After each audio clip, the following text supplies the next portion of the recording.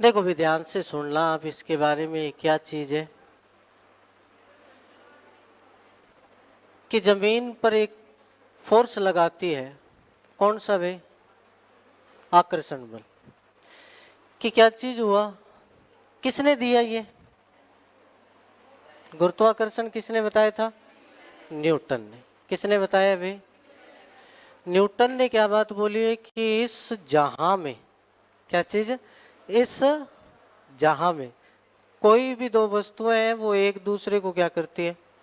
आकर्षित करनी है।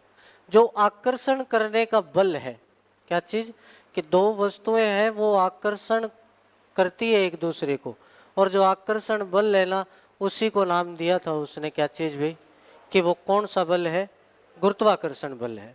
अब ये गुरुत्वाकर्षण बल न्यूटन से पहले भी एक आदमी ने बताया था। किसने बताया था भाई? किसने? ब्रह्मगुप्त ने। ठीक है, तो ये बात आप याद रखना भाई। ठीक है, कि गुरुत्वाकर्षण न्यूटन से पहले एक इंसान ने बता दिया था, जिसका नाम क्या था अभी? ब्रह्मगुप्त था। इसने बोला था कि क्या चीज, कि पृथ्वी सभी वस्तुओं को अपनी ओर आकर्षण करती है। वो बल जो है वो कौन सा है भाई? गुरुत्वाकर्षण बल है। और इसने क्या बोला था न्यूटन ने? कि दो वस्तुएं एक दूसरे की ओर क्या लगाती है? एक आकर्षण बल लगाती है। वो आकर्षण बल को इसने नाम दिया था, क्या चीज? गुरुत्वाकर्षण।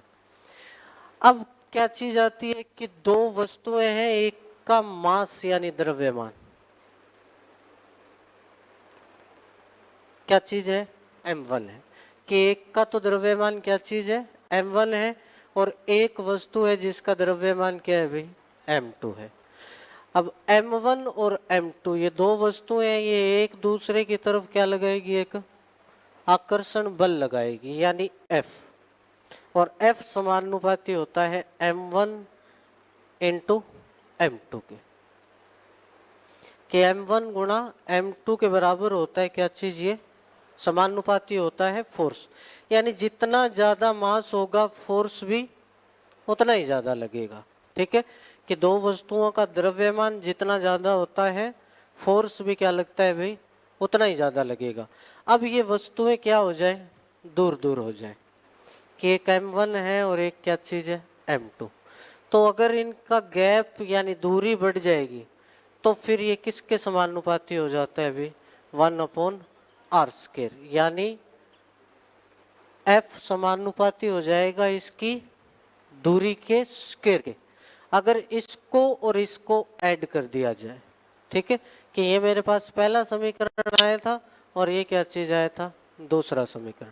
अगर फर्स्ट और सेकंड को क्या कर दे भाई अपने, ऐड कर दे, तो F समानुपाती m1 m2 और क्या आ जाता है?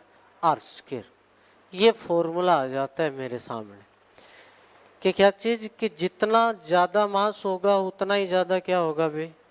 फोर्स होगा। यानी अट्रैक्शन का जो बल है वो उतना ही ज्यादा हो जाएगा जितना ज्यादा क्या हो जाएगा? मास हो जाएगा। अगर ये वस्तुएं दूर बहुत ज्यादा हो जाएंगी तो ये फिर फोर्स डिपेंड करेगा दूरी के वर्ग के समानुपाती के। ठीक है, कि F समानुपाती हो जाएगा 1/r²। यानी व्युत्क्रमानुपाती चीजें हैं। अब इस पहली समीकरण को और किसको, ये जो दूसरी समीकरण आई है, इन दोनों को अगर जोड़ दिया जाए तो आपके पास एक फॉर्मूला तैयार हो जाता है भी। क्या चीज, कि F समानुपाती है m1 m2 और क्या चीज? r² के। अब आपको पता है कि अगर ये वैल्यू हटे, समानुपाती का अगर निशान हटता है तो क्या चीज आता है भाई? नियतांक आएगा। और ये जो नियतांक है ना, इसको क्या बोला गया था भाई? जी, यानी गुरुत्वाकर्षण नियतांक। कि अगर समानुपाती की वैल्यू उठाओगे तो क्या चीज आएगा? गुरुत्वाकर्षण नियतांक आएगा। अब ये गुरुत्वाकर्षण नियतांक को क्या बोला गया है? जी बोला गया। यानी प्रॉपर फॉर्मूला बन जाता है F बराबर जी m1 m2 और बटे में क्या हो जाएगा भाई? r²। ये फॉर्मूला आया है और इस फॉर्मूले पे क्वेश्चन आते हैं अभी। ठीक है, कि आपको मास दे देगा, जी की वैल्यू कितनी होती है तो आप क्या बताओगे? कि 6.67 इंटू 10 की पावर 11। ठीक है, आगे क्या बोलोगे, तो न्यूटन मीटर प्रति केजी स्क्वायर होती है कि 6.67 इंटू 10⁻⁻11 किसकी वैल्यू है, तो इस जी की वैल्यू है। अब क्वेश्चन कैसे आता है, तो इसके ऊपर ही क्वेश्चन आता है भाई। ठीक है, वो क्वेश्चन देखना है अपने को कैसा आएगा। तो मैं एक क्वेश्चन आपको लिखा देता हूँ, आप आसानी से कर पाओगे उसको। कि मैं बोलूँ कि एक M1 है और एक क्या चीज़ है भाई, M2 है। ये 10 है केजी, ये 20 केजी है, इसके बीच की दूरी 10 है। तो आपको फोर्स ज्ञात करना है कि आपको क्या चीज़ चाहिए भाई, फोर्स चाहिए। तो आप फोर्स निकाल पाओगे कि जी की वैल्यू कितनी है, तो क्या लिखोगे आप 6.67 इंटू 10⁻⁻11 इंटू में क्या चीज़ है, M1 कितना है, M2 कितना है, बटा में आर स्क्वायर। आर की वैल्यू कितनी है 10, तो फिर क्या हो जाएगा 100। इसको इससे काट दो भाई, काट दिया तो क्या चीज़ आया कि 6.67 इंटू 2 इंटू 10⁻⁻11 ऐसे लिख देना भाई। ठीक है, ये क्या आ जाएगा आपके पास, फोर्स आ जाएगा। ठीक है, तो इस चीज़ को ध्यान रखना है आपको। क्या मिलेगा, एक तो M1 मिलेगा, एक M2 मिलेगा और बीच की क्या मिलेगी, दूरी मिलेगी। अगर ये तीनों चीज़ें हैं तो आप जी का मान अपनी तरफ से याद रखोगे भी, कितना होता है 6.67 इंटू 10⁻⁻11। इसको आप फॉर्मूले में पुट करो और आंसर आ जाएगा आपके सामने। ठीक है, ये बातें हैं किसके बारे में, गुरुत्वाकर्षण के बारे में। अब आगे चलते हैं अपने, कुछ ही चीज़ें हैं अपने सिलेबस के अंदर और कुछ जो क्वेश्चन आए हैं वो लाइन टू लाइन मैं बताऊंगा आपको क्या क्या चीज़ें आती हैं यहाँ से। ठीक है, क्योंकि अपने गुरुत्वाकर्षण टॉपिक सिर्फ 9th में है। कहाँ पे अभी 9th क्लास के अंदर। अब क्या चीज़ आएगा, तो आप बताओगे कि पृथ्वी का गुरुत्वीय त्वरण। पहले तो आता है क्या चीज़, गुरुत्व पढ़ते हैं अपने कि ये गुरुत्व क्या चीज़ होती है। ठीक है, तो गुरुत्व क्या चीज़ होती है कि दो वस्तुएं हैं वो एक दूसरे की ओर क्या करती हैं भाई, आकर्षण बल लगाती हैं। कितनी वस्तुएं हैं, दो वस्तुएं एक दूसरे की तरफ आकर्षण का फोर्स लगाएगी। अगर उन दो वस्तुओं में से एक अगर पृथ्वी है, क्या चीज कि उन दो वस्तुओं में से कौन, एक वस्तु अगर पृथ्वी है तो वो पृथ्वी का आकर्षण बल होता है ना, वो क्या कहलाता है भाई, गुरुत्व कहलाता है। ठीक है, कि दो वस्तुएं एक दूसरे की तरफ क्या करती है, आकर्षित करती है। अगर उन दो वस्तुओं में से एक कौन हो, पृथ्वी हो, तो जो पृथ्वी का आकर्षण बल होता है ना, उसको नाम दिया जाता है क्या चीज, कि वो गुरुत्व है। ठीक है, उसके बाद क्या आता है, तो पृथ्वी का गुरुत्वीय त्वरण, कि पृथ्वी का क्या चीज आएगा, गुरुत्वीय त्वरण।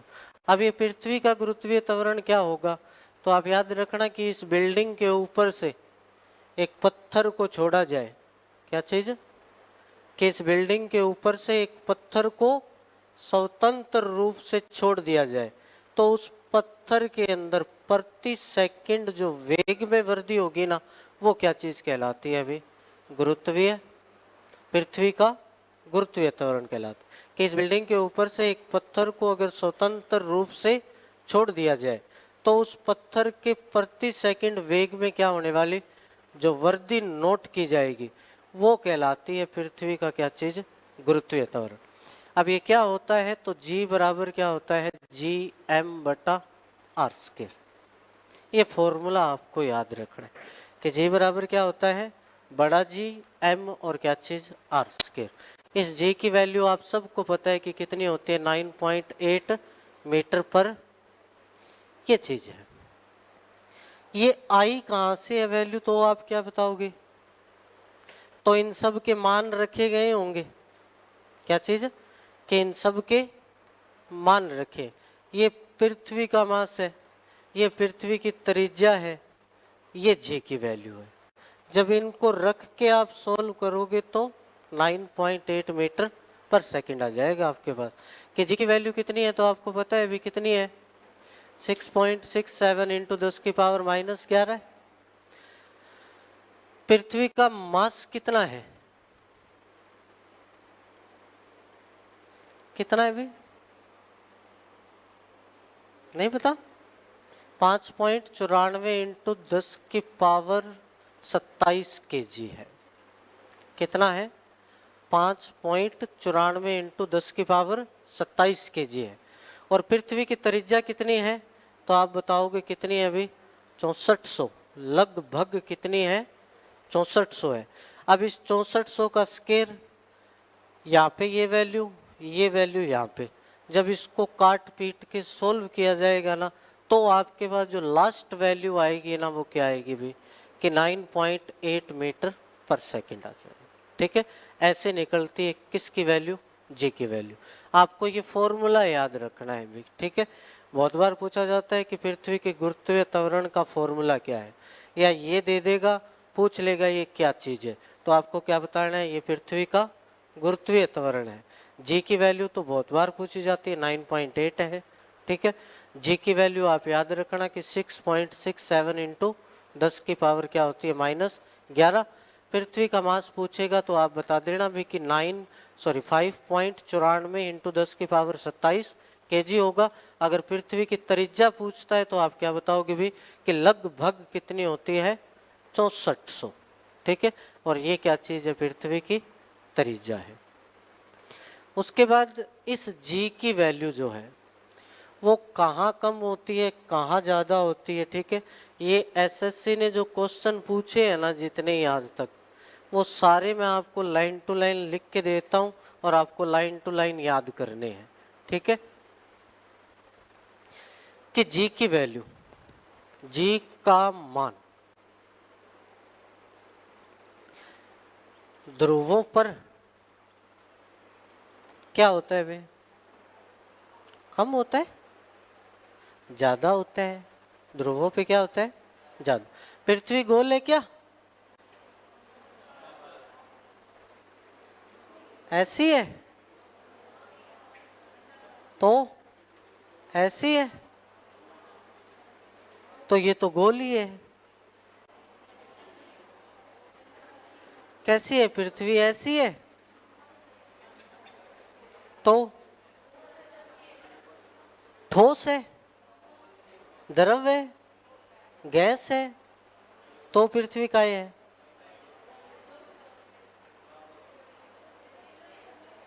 तीनों ही है, तो फिर सही बात है, तीनों ही है। पृथ्वी क्या चीज है भी? चपटी है। पृथ्वी क्या चीज है? चपटी है। ठीक है, पृथ्वी गोल नहीं है, पृथ्वी क्या चीज है? चपटी है। सबसे पहले याद रखना कि जी का जो मान है वो भूमध्य रेखा पर, कहाँ पे भाई? भूमध्य रेखा पर क्या होता है? सबसे कम होता है। ठीक है, डायरेक्ट ही पूछा जाएगा आपसे क्या चीज कि जी का मान भूमध्य रेखा पर कितना होता है, तो आप क्या बताओगे कि जी का मान भूमध्य रेखा पर सबसे कम होता है। ऐसे ही जी का मान ध्रुवों पर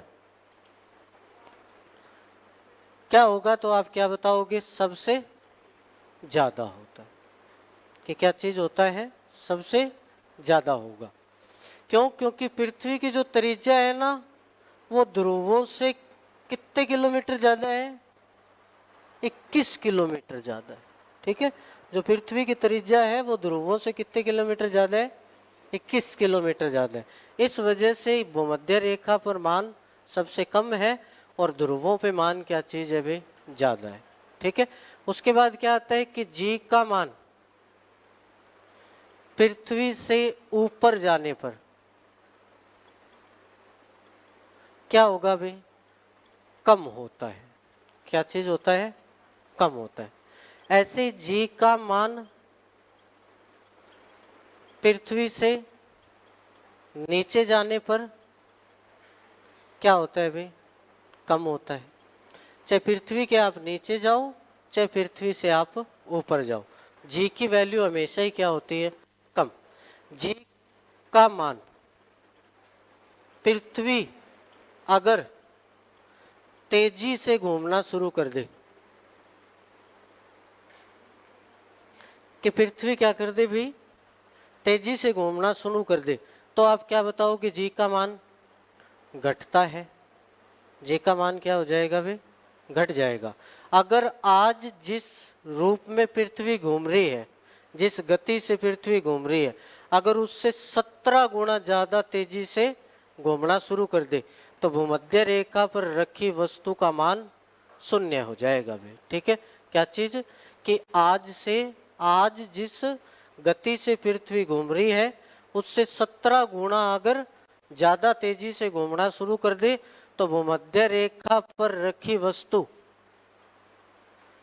का मान क्या हो जाएगा भाई? शून्य हो जाएगा। यानी उसका जो वजन है वो कितना महसूस होगा आपको? शून्य। यानी जी का मान भूमध्य रेखा पर सबसे कम होता है, जी का मान ध्रुवों पर सबसे ज्यादा होता है, जी का मान पृथ्वी से ऊपर जाओ चाहे नीचे जाओ दोनों तरफ ही कम होगा, जी का मान पृथ्वी अगर तेजी से घूमेगी तो भी कम होता है।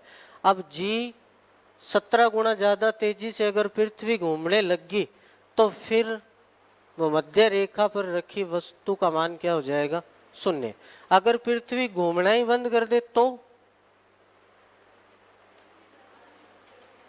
है, अगर पृथ्वी घूमना बंद कर दे तो जी के मान में वृद्धि सबसे ज्यादा कहाँ होती है और सबसे कम कहाँ होती है? ठीक है, ये सारी बातें 12th क्लास की हैं। ठीक है, तो अपने को जो पूछे गए हैं ना वो क्वेश्चन मैं आपको दिखा रहा हूँ। ठीक है, कि ये क्वेश्चन इस तरीके से पूछे जाते हैं कि जी क्या चीज कि पृथ्वी अगर घूमना ही बंद कर दे तो फिर सबसे ज्यादा जी की वृद्धि कहाँ होगी और सबसे कम जी की वृद्धि कहाँ होगी? तो पृथ्वी ने अगर क्या कर दिया? घूमना बंद कर दिया तो विषुवत रेखा के ऊपर सबसे ज्यादा वृद्धि हो जाएगी और ध्रुवों पर क्या हो जाएगी? सबसे कम वृद्धि होगी।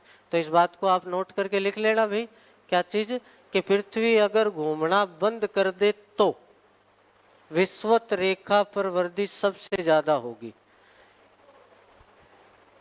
कि विषुवत रेखा पर वृद्धि सबसे ज्यादा होगी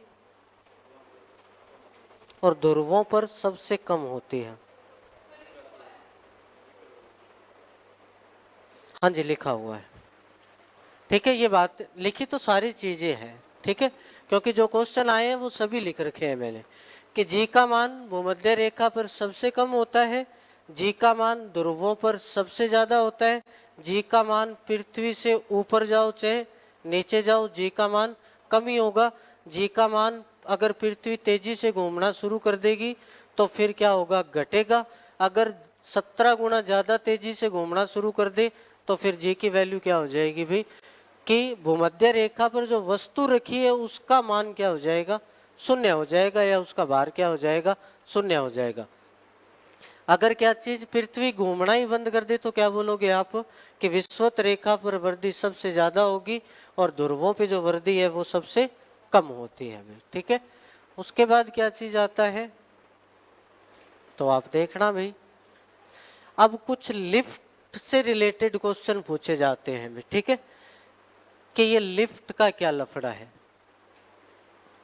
अपने लिफ्ट लुफ्ट नहीं है भाई। ठीक है, लेकिन क्वेश्चन आते हैं तो आपको पढ़ने पड़ेंगे कि क्वेश्चन 5 तरीके से लिफ्ट के क्वेश्चन आते हैं, वो क्वेश्चन आपको याद होने चाहिए। बस सीधी सी बात यही है कि लिफ्ट क्या चीज या तो ऊपर जाएगी लिफ्ट या फिर कहाँ जाएगी?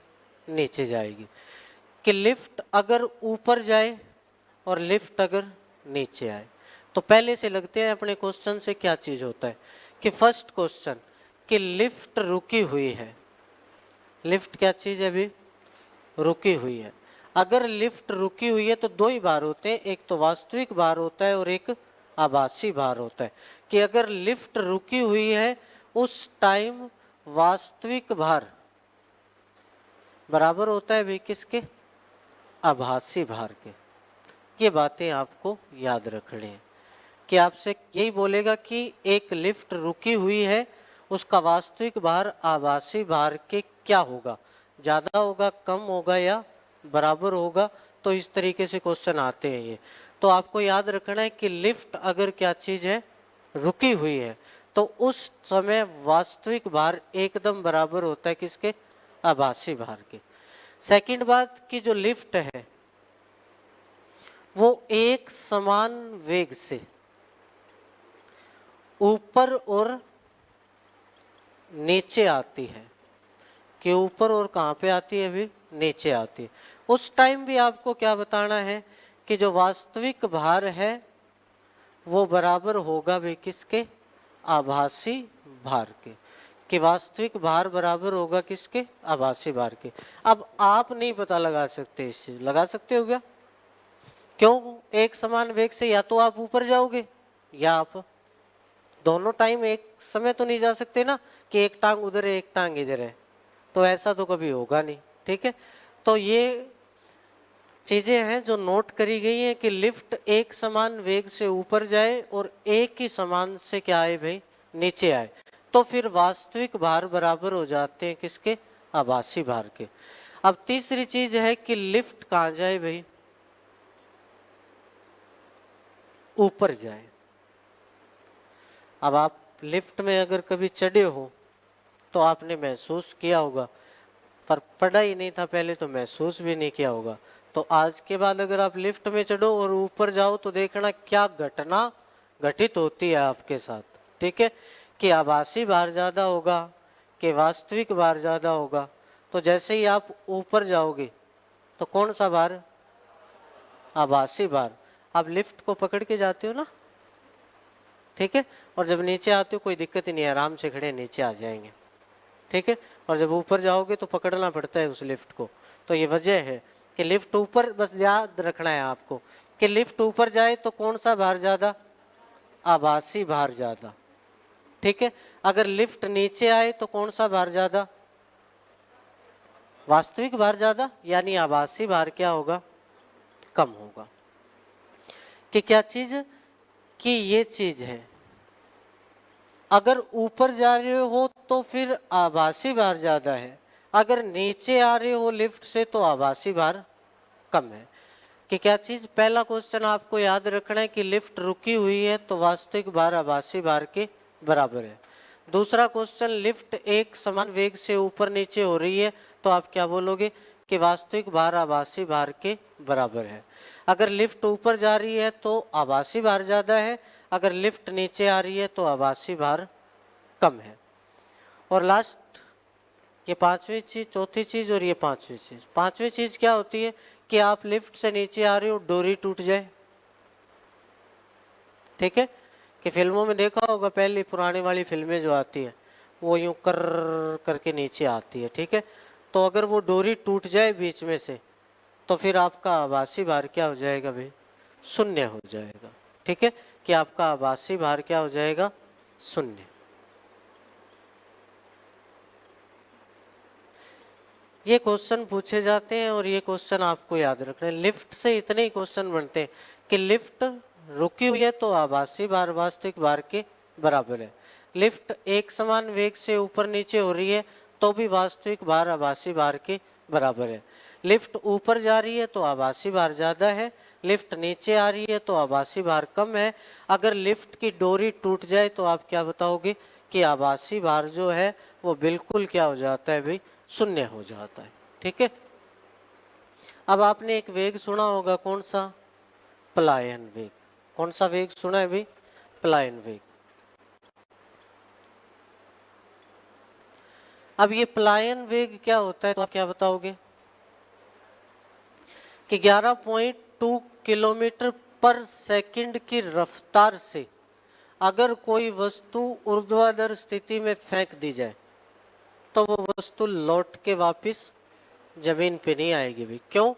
क्योंकि पर सेकंड कितना किलोमीटर, 11.2 किलोमीटर की रफ्तार से वो चीज ऊपर जानी चाहिए। अगर पर सेकंड के हिसाब से 11.2 किलोमीटर की अगर दूरी तय होती है तो एक टाइम ऐसा आ जाएगा कि वस्तु गुरुत्वीय क्षेत्र से क्या हो जाएगी भाई, बाहर हो जाएगी। अगर कोई चीज गुरुत्वीय, यानी कोई भी चीज ऊपर छोड़ते हैं ना तो उनकी गति यही होती है। ठीक है, तभी वो ऊपर घूमते हैं सैटेलाइट। ठीक है, कि उनको पर सेकंड के हिसाब से 11.2 किलोमीटर की जो दूरी है वो क्या कराई जाती है, तय कराई जाती है। ठीक है, ताकि वो कहाँ ना आ पाए भाई, जमीन पे ना आ पाए। ये वेग है, ये वेग पूछा जाता है कि पलायन वेग की वैल्यू कितनी होती है। तो आप क्या बताओगे भाई, 11.2 किलोमीटर पर सेकंड की रफ्तार से अगर किसी वस्तु को ऊंचाई पर फेंक दिया जाए तो वो वस्तु ताज जिंदगी भर कहाँ नहीं आएगी भाई, जमीन पे नहीं आएगी। ठीक है, तो ये आपको रफ्तार याद रखनी है। आपको पता है कि वेट कितना हो जाता है भाई, 1/6 हो जाता है जब अपने कहाँ चले जाते हैं, ऊपर चले जाते हैं। ठीक है, अगर नीचे 60 है तो ऊपर कितना हो जाएगा भाई, इसका 1/6 हिस्सा रह जाता है। तो ये चीजें आपको कुछ याद रखनी, बस इसको यहाँ से यही याद रखना कि पलायन वेग की वैल्यू कितनी होती। क्यों? क्योंकि गुरुत्वाकर्षण है, अगर आपने चीज आराम से फेंकी है तो फिर वो चीज वापस कहाँ जाएगी, नीचे आ जाएगी। क्यों? क्योंकि नीचे एक फोर्स लग रहा है, कौन सा, गुरुत्वाकर्षण। इसलिए पलायन वेग को नाम दिया गया भी, क्या चीज, कि अगर 11.2 किलोमीटर पर सेकंड की स्पीड से अगर किसी वस्तु को ऊपर गिर दिया जाए तो वो गुरुत्वीय क्षेत्र से क्या हो जाती है, बाहर हो जाती है। अगर गुरुत्वीय क्षेत्र से एक बार वस्तु बाहर होगी तो फिर वो वस्तु जमीन पे नहीं आएगी। जैसे मैंने आपको चुंबक के बारे में बताया था ना कि ये चुंबकीय क्षेत्र है, जहां जहां तक क्षेत्र है वहां वहां तक ये वस्तु नहीं है। अब यहाँ पे रखा है तो ये वस्तु नहीं चिपक सकती है, अगर इसकी सीध में आ गई तो चिपक जाएगी। यानी ये अभी चुंबकीय क्षेत्र से बाहर है। अगर आपको वस्तु नीचे नहीं लानी है, जो ऊपर गिरनी है, तो आप किस रफ्तार से फेंकना पड़ेगा कि 11.2 किलोमीटर पर सेकंड की रफ्तार से अगर कोई चीज ऊपर गिर दी जाए तो फिर वो वस्तु कहाँ नहीं आएगी,